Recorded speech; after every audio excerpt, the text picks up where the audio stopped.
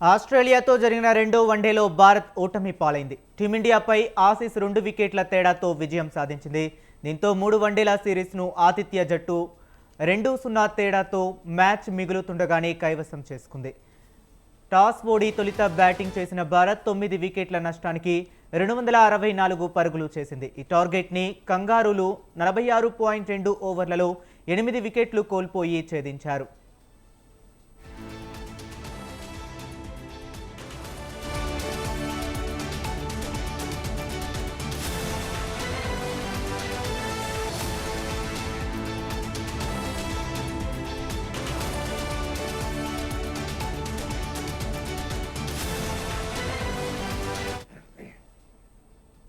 One down బ్యాటర్తో Matthew Short, Cooper Connolly half centuries సాధించారు.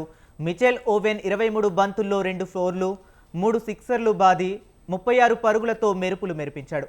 మార్ట్రెషా 30 పరుగులు, ట్రావిస్ హెడ్ 28 పరుగులు, మిచెల్ మార్ష్ 11 పరుగులు చేశారు.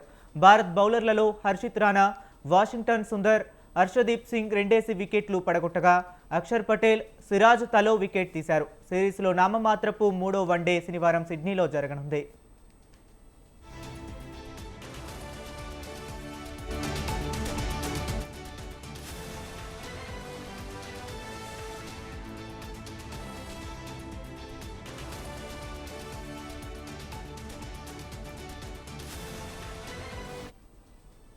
భారత బ్యాటర్లలో రోహిత్ శర్మ 73 పరుగులు, శ్రేయస్ అయ్యర్ 61 పరుగులతో అర్ధశతకాలు చేయగా అక్షర్ పటేల్ 44 పరుగులతో రాణించాడు. శుభమన్ గిల్, కేఎల్ రాహుల్ విఫలం కాగా విరాట్ కోహ్లీ వరుసగా రెండో మ్యాచ్లో డకౌట్ అయ్యి తీవ్ర నిరాశపరిచాడు. వాషింగ్టన్ సుందర్, నితీష్ రెడ్డి రాణించలేకపోయారు.